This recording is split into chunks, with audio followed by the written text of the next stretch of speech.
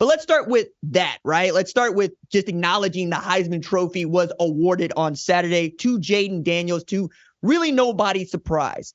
He finished with 503 first-place votes. That's more than Michael Penix Jr., who finished with 292, but it was very close.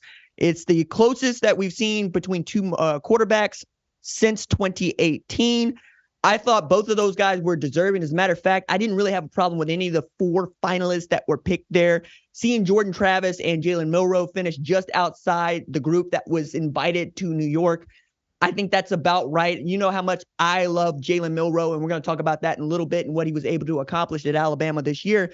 But given what Jayden Daniels was able to do, which is basically create a category unto himself, becoming the first player in FBS history to throw for 350 and rush for 250 in the same game, 3,800 yards through the air, 1,100 yards on the ground. It was kind of interesting to see those statistics come from a guy that I feel like I've been watching play football for 5 years, because I have, right? Now, as we're getting into these way too early 2024 Heisman contenders, let's remind ourselves that, yeah, guys are getting to stick around a little bit longer than they have in the past, and that is going to influence some of our picks. That said, let's go with my top 5. Starting at number 5, I got Georgia quarterback Carson Beck, who leads the Georgia Bulldogs, and is certainly going to have even more to prove in 2024. He was very loud about, hey, I didn't win those national championships, that I was a part of those national championship teams, but I didn't win those. Stetson won those. And then to see how this year ended for them in the regular season, in the conference championship, not the regular season, and knowing what they're up against Florida State, and then trying to run it back in 2024, I think he's going to get a little bit more of an opportunity to throw the ball all the way around the yard as he's going to go into year 2. And I think Mike Bobo wants to go win that national championship as well. Number 4 there. Let's talk about Ohio State running back TreVeyon Henderson, who could still opt for the NFL draft because nothing is guaranteed until the deadline comes and passes. But I think that Ohio State might be geared even more toward running the football in 2024. As a matter of fact, it could be a team that features TreVeyon Henderson in a way that we've never seen a tailback be featured since Ryan Day has become head coach at Ohio State. He had over 800 yards on the ground, but when he was healthy, he was one of the better home run hitters in the entire sport. And that is the kind of thing that can propel you to winning the Heisman Trophy. Still trying to see if he can get back to that form he showed as a true freshman, rushing for over 1,200 yards with 19 total TDs. He puts together the kind of season that we saw the Doak Walker Award winner this year have, and he's doing it at Ohio State and honestly beating Michigan. It's not hard to see how number 32 could end up winning the Heisman Trophy, and that would continue an outstanding run for Ryan Day, who has had a Heisman Trophy finalist 6 times, basically, since he has become head coach. Talking about Dwayne Haskins 2018, C.J. Stroud twice, Chase Young, Justin Fields, and recently Marvin Harrison Jr. I think that a worthy candidate would be TreVeyon Henderson. All right, now let's talk about number 3. Oklahoma State running back Ollie Gordon, who really did enjoy the biggest breakout season of any major college football player in the country this year. He finished with the FBS rushing title. Now, it's not just that he rushed for over 1,600 yards at Oklahoma State. It's that he didn't even get that many carries to start the season.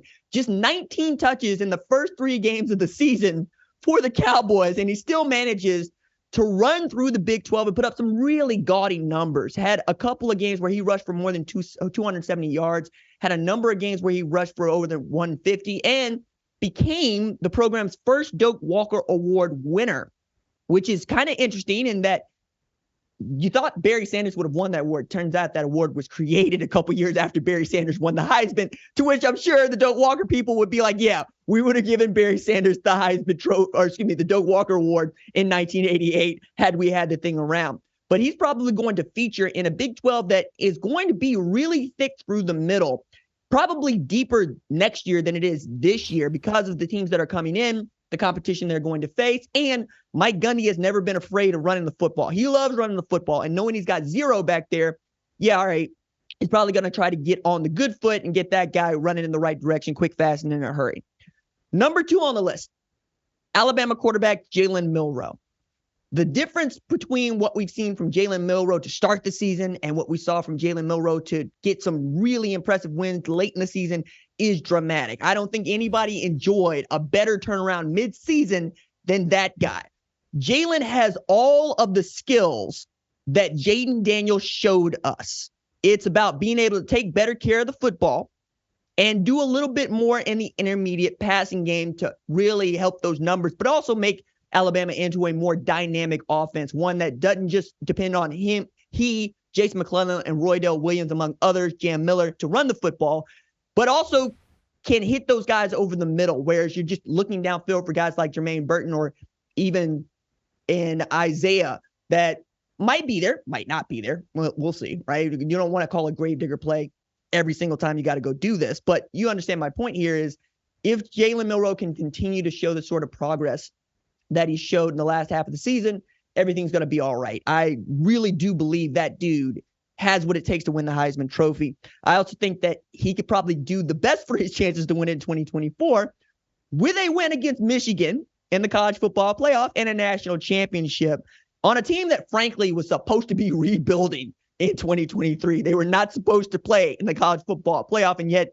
here they stand, in large part because that dude picked himself up off the dirt after getting benched following the Texas loss and became the kind of quarterback that they really needed to have in Tuscaloosa to achieve what they have, which is knock off 29-game win Georgia in the SEC title game. And then number one on the list, I got Oregon quarterback Dillon Gabriel, who I say Oregon quarterback. He has committed to transfer to Oregon, and he's posted a photo on the Twitters, on the Instagram, saying as much, and he's going to be rocking Marcus Mariota's number 8, which is not a small thing. If you know much about Dillon Gabriel and his background coming out of Hawaii, he is very, very much on the Marcus Mariota program. He really loved that dude, loved watching him play, and it means a lot for him to come from the island to the mainland to put on the way that Tua Tagovailoa is put on, the way that, frankly, Talia Tagovailoa is put on, the way his father put on when he played at Hawaii, and certainly Marcus Mariota, Jeremiah Masoli, and the likes. Really great and long heritage of players coming from Hawaii that might be able to do something at places like Oregon.